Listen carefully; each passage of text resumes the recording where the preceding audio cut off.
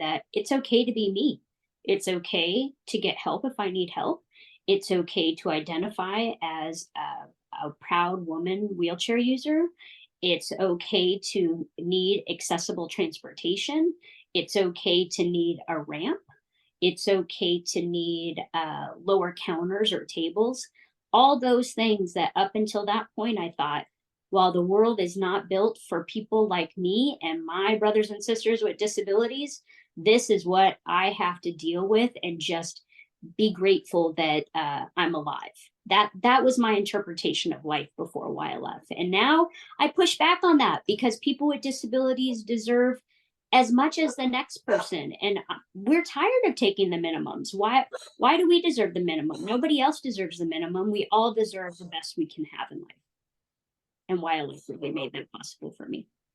Disabled role models exist. They are leaders. People with disabilities can drive cars. I had no idea that I would ever be able to drive a car. People with disabilities go to college. People with disabilities can have careers, and people with disabilities can be parents and have families. So, as you know, this month's newsletter for the Kansas Youth Empowerment Academy is all about disability pride. And I just had a few questions for you about that topic, and I'm very excited to get your input. I am really excited about that too, because disability pride is very important to me and to my family members who are also people with disabilities. Awesome. Cool. So, my first question for you is, what does disability pride mean to you? Well, you would think that would be somewhat of an easy question, and people might be able to just, ramble off what that is to them. I think for folks with disabilities, it's a complicated topic, and many of us, whether we're born with our disability or acquire a disability or have an apparent disability or a non-apparent. I have a visible and apparent disability. I'm a full-time wheelchair user. I've had a disability since birth. Um, but even though my life experience has been based on having a disability and having that perspective, I didn't find my disability pride until about 16, 17 years old. And it was actually my experience through the California Youth Leadership Forum for Students with Disabilities that first put the thought of disability pride into my mind, and thinking about what it meant to identify as a person with a disability and not just a woman. I mean, I think before then I thought about what it was like to be a little person. I'm a little person in a wheelchair. I have osteogenesis imperfecta, OI for short, and I'm about 3'10". I think my identity was mostly focused on being a little person who used a wheelchair, but I also had a lot of hobbies. I swam. I had lots of friends. I loved to take photos. There were lots of different identities, but my disability identity, I hadn't really thought about. I was really in a place of thinking about disability from a medical model up until that point in my life, and thinking that I wasn't as good as I could be because of my disability and all of the things I had heard doctors and professionals say about me, and always trying to fix me and trying to make me, quote, better than they thought I was at that point or those points in my life. So when I really started thinking about disability pride and how that made me feel, it was meeting other people with all different types of disabilities that made me realize that we collectively have something in common, regardless if our disabilities are different or not.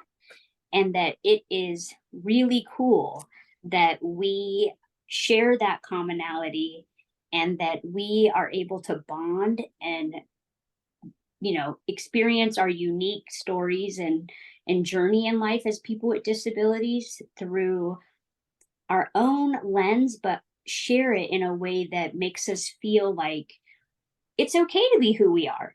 We're disabled people, and there's pride in in all the different identities of the world and whatever that looks like for anybody. And it made me realize for the first time that it was okay to be me and that I didn't need to be ashamed of using a wheelchair, being a little person.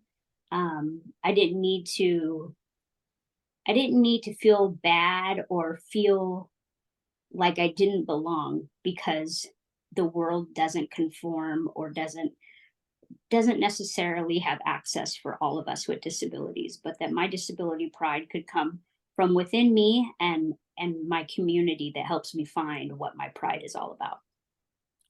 You mentioned feeling like that you felt like doctors thought that you need to be fixed. That kind of goes along the lines of like there's something broken about people who have a disability. What advice would you give to a person who maybe is feeling like because they have a disability, they are broken? That's a really, really good question, Whitney, and frankly, one that we could talk for hours about.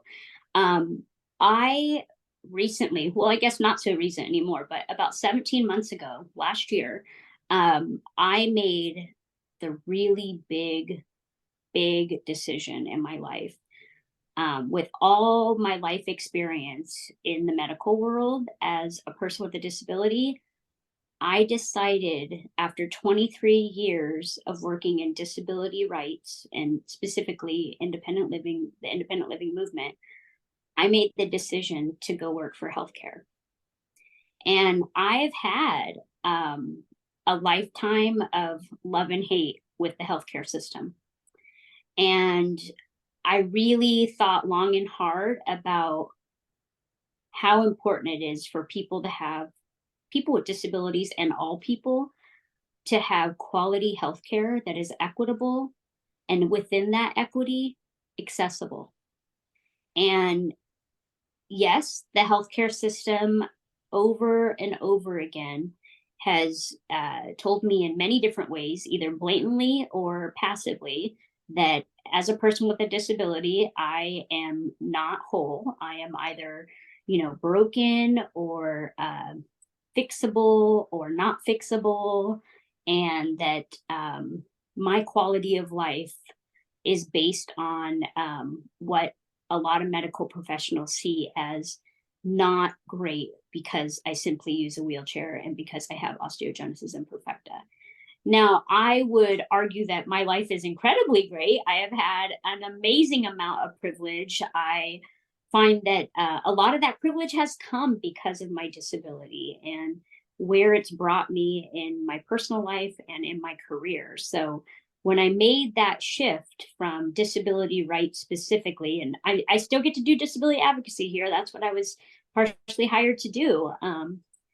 It is important for me to just always think about how our members within our health plans feel, how I can relate to those that might be struggling and figuring out like what their identity is. They might not even be thinking about a disability identity. They might be thinking that they just got diagnosed with something and a diagnosis and a condition. All those other words that also equal disability are sometimes, you know, words that we say in place of disability because there's so much negative connotation around the word disabled. And I really push back on that because disability is beautiful and disability is a natural part of human diversity. And when the healthcare system makes you feel like you're less than, push back on that and let them know that you're not less than. You're a human being just like the rest of the world. And that as people age, the likelihood of them becoming disabled is incredibly high. So whether we're born with a disability or acquire it sometime in our life, we're never broken. We're just a part of the human diversity that happens to include disability most of the time. There was never a moment through my public education journey that I ever felt like I belonged to anybody or that there were people out there like me. What I saw was a lot of people with disabilities in my community that were stereotyped as homeless or needy. And that's kind of what was ingrained in my brain about adults with disabilities. And it was probably that, or people that needed to be taken care of, because that's what the doctors really emphasized. But I think it was those beliefs that really made it hard for me to want to identify as having a disability in a positive way. And although I've used a wheelchair all my life, it was not until that point that I really never tried to talk about or really honor that I need help sometimes as a person with a disability. Like I would do anything in my power to avoid or ignore my disability in order to fit in. And it was the YLF experience that taught me that it's okay to be me. It's okay to get help if I need help. It's okay to identify as a proud woman. The one thing I want everybody to know about having a disability, well, there's never just one thing, Whit. True. Right? It's a topic that we need to talk more about, and I think the conversation begins there. Like we need to make sure that we're bringing people with disabilities, all different types of disabilities, to the table in every conversation. We are a community that needs to be involved in all aspects of life, and from making small decisions, local decisions, to statewide, to national decisions. We need to make sure that we are respecting and showing that we understand the disability voice as an important and something that needs to be represented in all parts of everything that we do. And so I guess really what that means is making sure that disability representation is always there and always something that you can say you made sure happened.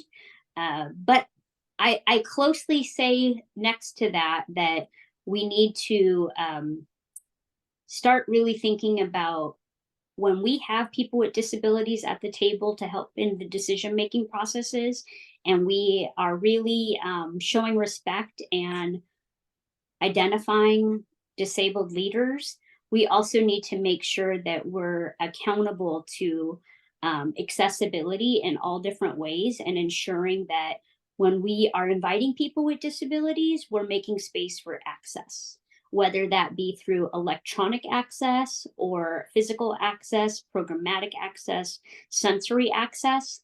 It's one thing to bring us to the table, which we really, really want to see happen, but it also means ensuring that we have access to that table and everything that's going to be discussed at that table. Nothing about us without us, right? That's right. And I always say we have two mottos. That's one, and we might have more than two too.